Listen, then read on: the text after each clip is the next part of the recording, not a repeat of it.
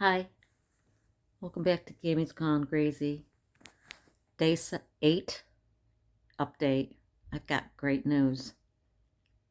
I woke up this morning 97.6. Thank you so much for the prayers. I cannot tell you how much I appreciate prayers. And I'm so grateful. So, if you've been following me, you know I've been running a fever for 7 days straight. One of the first things I would do every morning when I first woke up is take my temperature.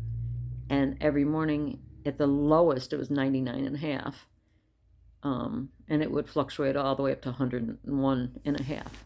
My normal is 97 something, so even 99's a fever for me, but 101 was very high fever for me.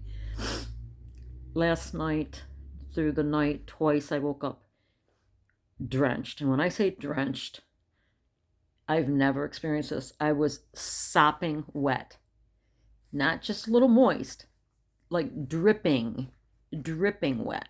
It was the weirdest thing. 2 times. Had to sop it all up and wipe myself down. Last night, my younger daughter, was talking to me and she said, Mom, I wish you'd just never taken that ivermectin. And I said, well, why? The ivermectin isn't making me sicker. And she goes, really? How do you know? And I said, well, I don't. And she goes, why don't you see if ivermectin can cause a fever? It does. It's one of the side effects. And may I just say that my husband and I both took it, and it hasn't helped us. Not in the least. I mean, I'm not going to say it wouldn't help somebody else, but it didn't help Sid or myself. And I was popping that every single day for 7 days, or 5 days, and kept running a fever. Never putting the two together, ever. So first thing this morning, I texted my integrative practitioner and asked her what her experience is with ivermectin and fever. And she said, oh, yeah, it's very common. And I'm like, oh, really? Well, that might be why I've been running a fever for the last week. So she wanted to know what my O2 has been. I said it fluctuates between 95 and 97. I mean, when I first put it on, it would be reading as low as 94 sometimes, but if I let it sit there for a minute or more, it goes up. My appetite, don't really have one. I still have my sense of taste and smell, but things don't taste right to me. It's not like I can't taste, it's just nothing tastes good to me. Nothing is appealing. So I force myself to eat, but I am drinking a ton. And then she asked me overall, how are you feeling? And I said, well, I'm wiped out. I'm completely wiped out. So she said, well, why don't you reach out to your primary caregiver and see about getting the MABs, monoclonal antibodies. So, first thing this morning at 9, I called my doctor's office. The receptionist there I've known for 30 some years, and I said, hey, Rach, this is Lainey. I have COVID, and I literally have been running a fever for 7 days. And she's like, oh my, what? 7? And I'm like, I know. But today, thank God, no fever today. And I think it might have been due for me taking ivermectin. Now, she works in a doctor's office, and she's been working there right through COVID. And she says, what is that? And I go, ivermectin? She goes, I've never heard of that. And I was like, wow, okay.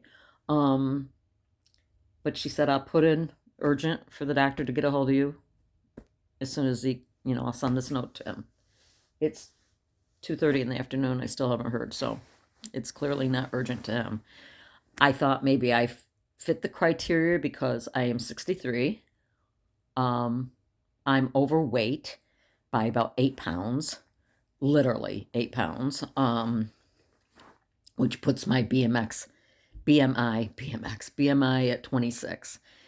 8 more pounds and I'll be below. But still, I'm overweight according to my BMI. And I have hypertension, mild hypertension, which I take a medication and it's controlled with the medication. But so I have those things going on. Anyway, so I don't know. If you're gonna get the IV, you got to get it within the first 10 days. So I don't know if I'll get it or not. But not having a fever, I cannot tell you what it's like not to have a fever after having one for 7 days straight.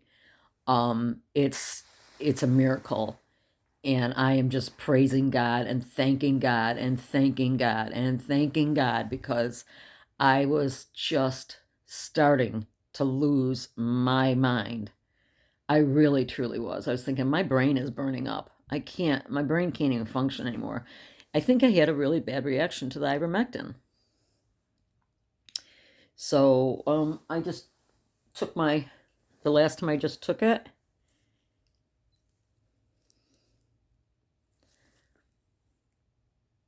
97.8. So it's 2:30 in the afternoon. It still hasn't gone up at all. Praise you, Jesus. Praise God. Um, so I'm hoping that I'm starting to turn the corner.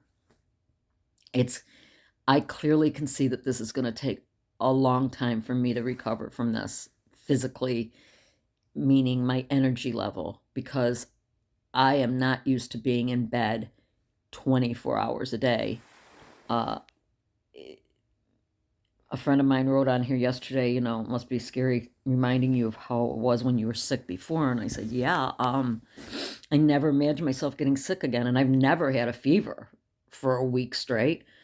Never. And so, yeah, I'm used to being out and about doing physical activity every day.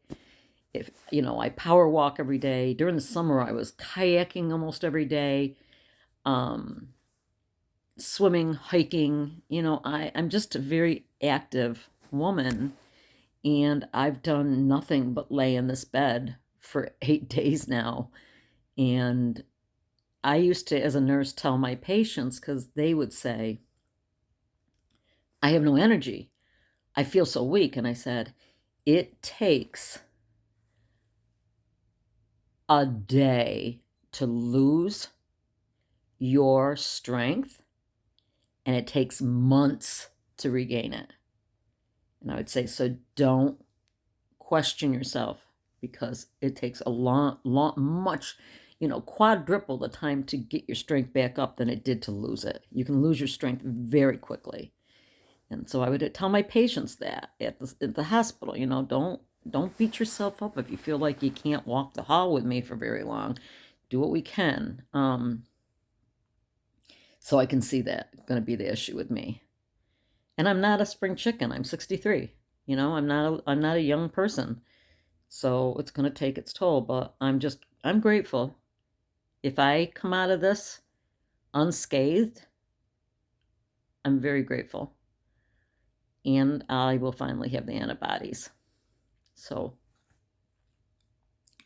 thank you for lifting me up in prayer. Thank you for thinking of me. I'm truly, truly blessed. I can't tell you what it's like to not have a fever. I mean, I cannot explain it. It's the craziest thing, but let me tell you, I'm thrilled that I don't have a fever. So, and I'm very upset that I took the ivermectin, because that's probably what was causing it all this time. And did nothing, like I said, it did nothing to help me. It didn't make me feel better. It's clearly making me feel worse. Still have taste and smell, but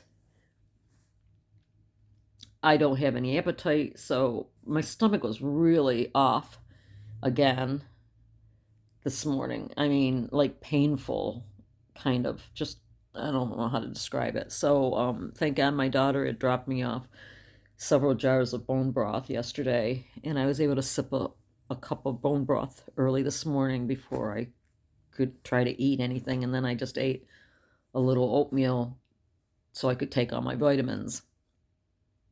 And then at lunchtime, When I was ready to take my second set of vitamins, I tried to eat some mac and cheese, which homemade, which is my favorite, but it tastes awful to me. Awful. And I'm like, I love mac and cheese. Why does this taste awful to me? I couldn't eat it. I took a couple bites and then I just ate a banana. I couldn't eat it. Um, Told my husband maybe we should get some Kentucky Fried Chicken. Maybe that would taste good to me. I don't know. I don't know. I'm not worried about it. I got a lot of crud going on in my sinuses, and it's in the back of my throat. That's why I keep clearing my throat. It's post nasal drip. Got a lot of post nasal drip. So that's my update. I just want to come on and give you the good news that I am fever free as of today. And I pray to God it stays that way, and I'm done with the fevers. God bless. I'll see you again.